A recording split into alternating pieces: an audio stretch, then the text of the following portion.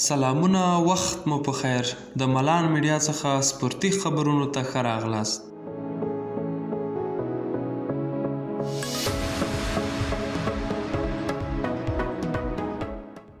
د کاپیسا ولایت په کوربتوب د کابل، غزني، خوست، میدان وردګو، بامیان او کاپیسا ولایتونو ترمنځ د لرغوني کاپیسا کپ تر نامه لاندې د قطب الرمي او ځان ساتنې سیالۍ پیل شوې. دغه سیالۍ د کاپیسا ولایت د مرکز په ورزشي جمنازیوم کې د کاپیسا ولایت د سیمه ییزو ادارو د رئیسانو، د دغه ولایت د ورزش د ریاست د مسؤلینو، د ملي فدراسیون د رئیس او د غړو په شتون سره پیل شوي دي. د کاپیسا ولي قاري احسان الله بریال په خپلو خبرو کې په دغه ولایت کې له ورزش څخه خپل هر اړخیز ملاتړ څرګند کړ او زیاته یې کړه د کاپیسا سیمه ییزه اداره تل ستاسو د ورزشکارانو ترڅنګ ولاړه ده او د اوس په څیر به هم ستاسو ملاتړ ته دوام ورکړي. د یادونې وړ ده چې دغه سیالۍ به 2 ورځې دوام وکړي.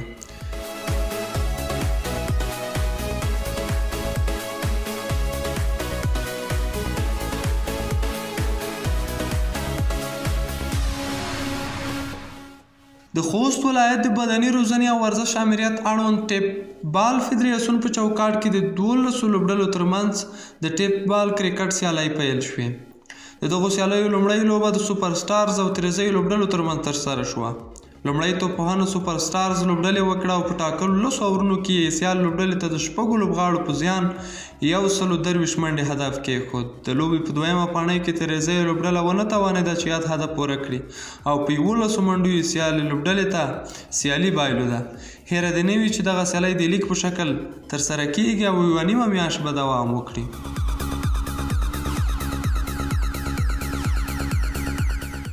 د پکتیا ولایت د بدني روزنې او ورزش ریاست تر چتر لاندې په احمد خیل ولسوالۍ کې د مختلفو ورزشي څانګو د ورزشکارانو له لوري ورزشي نندارې ترسره شوې. په همدې موخه په جوړو شوو مراسمو کې د مختلفو ورزشي برخو مسؤلینو، ورزشکارانو، قومي مشرانو او ګڼ شمېر د ورزش مینوالو ګډون کړی و. باید یادونه وشي چې یادې نندارې ولسوالیو او لرې پرتو سیمو ته د ورزش رسولو په موخه ترسره شوې.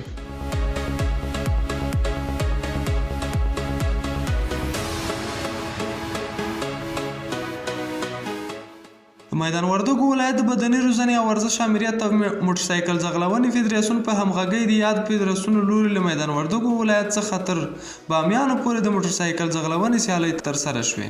د دغو سیالیو په پای کې سمیع الله سادات لومړی، شفیع الله هاشمي 2یم او شاهد میاخیل 3یم مقام ترلاسه کړ.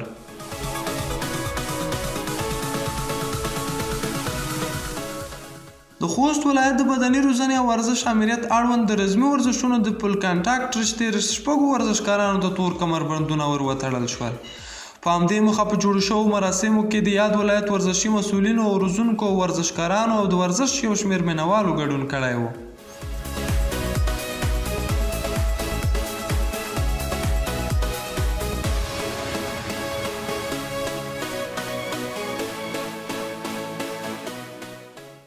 د بدني روزنې او ورزشي عمومي ریاست اړوند تکواندو فدراسیون 6 افغان ورزشکارانو د سپینو زرو او برونزو 6 مډالونه ترلاسه کړل. دغه سیالۍ په جنوبي کوریا کې ترسره شوې او افغان ورزشکارانو په خپلو سیالیو کې امریکا، کاناډا، استرالیا، ګوام، عراق او د کوریا هیوادونو ورزشکارانو ته ماتې ورکړه. په دغو سیالیو کې له 10 هیوادونو څخه 260 ورزشکارانو ګډون کړی و چې له جملې له افغانستان څخه هم 8 ورزشکارانو، یوه روزونکي، یوه مدیر او یوه د لوبډلې رئیس ګډون کړی و.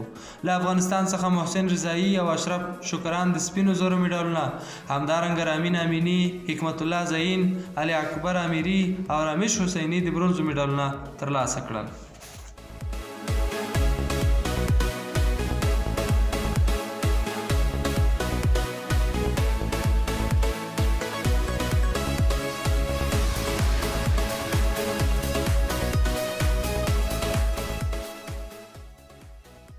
د لغمان ولایت د بدني روزنې او ورزش امریت په لارښوونه د فوټبال فدراسیون په همکارۍ د ازادۍ د ورځې په مناسبت د 10 لوبډلو ترمنځ د فوټبال سیالۍ پیل شوې. د دغو سیالیو لومړۍ لوبه د اریانا کلب او کرغیي ځوانانو لوبډلو ترمنځ ترسره شوه چې په پایله کې اریانا کلب لوبډلې خپلې سیال لوبډلې ته د 3-0 ګولونو په توپیر ماتې ورکړه او بریا یې خپله کړه. هیره دې نه وي چې دغه سیالۍ د لغمان ښار اړوند قلعه سراج باغ په ورزشي لوبغالي کې ترسره کیږي او 23 ورځې به دوام وکړي.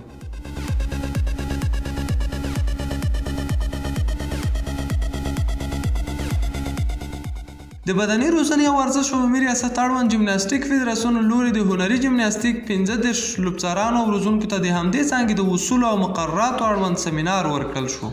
په همدې موخه په جوړ شوو مراسمو کې د اولمپیک ملي کمیټې او سپورټ عمومي رئیس الحاج مولوي عبدالودود حقانی، د همدې ریاست د اطلاعات او عامه پوهاوي رئیس الله محمد اتل مشواڼي، ورزشي مشاورینو، د جمناستیک فدراسیون مسؤلینو، لوبڅارانو او روزونکو ګډون کړی و. په پیل کې د بدني روزنې او ورزش عمومي رئیس الحاج مولوي عبدالودود حقانی ګډونوالو ته ښه راغلاست ووایه. زیاته یې کړه جمناستیک د ټولو ورزشونو مالګه ده او ټول ورزشونه په جمناستیک ښکلي دي.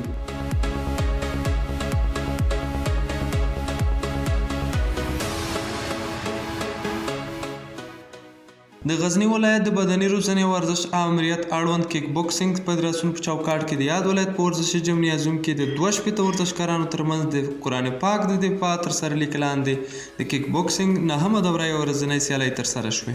د همدې سیالیو په مراسمو کې د یاد ولایت ورزشي مسؤلینو، د کیک بوکسینګ ملي فدراسیون رهبرۍ، ورزشکارانو او د ورزش مینوالو ګډون کړی و. دغه سیالۍ د تنکۍ ځوانانو، نویو ځوانانو او لویانو کټګوریو په مختلفو وزنونو کې ترسره شوې او یوه ورځ یې دوام وکړ. هیره دې نه وي چې د دغو سیالیو په پای کې په مختلفو کټګوریو وزنونو کې ورزشکارانو ته لومړي مقامونه ترلاسه کړه او همداراز غوره ورزشکارانو ته کپونه، میډالونه، ستاینلیکونه او چمتو شوې ډالۍ ورکړل شوې.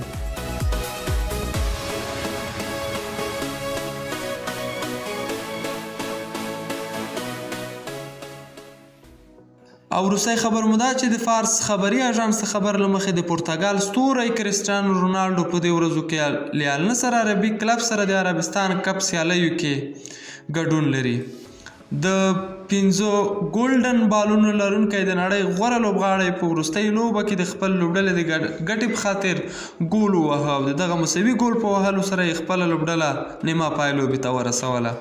تېره شپه رونالډو په خپل هوټل کې یوه لویه تېروتنه وکړه، د دې پر ځای چې د هوټل کارکوونکو ته یې خدمت لپاره زنګ وهلی وای، د کویټي مشهورې خبریالې او مشهورې څیرې حلیمه بولان ته یې زنګ ووهه.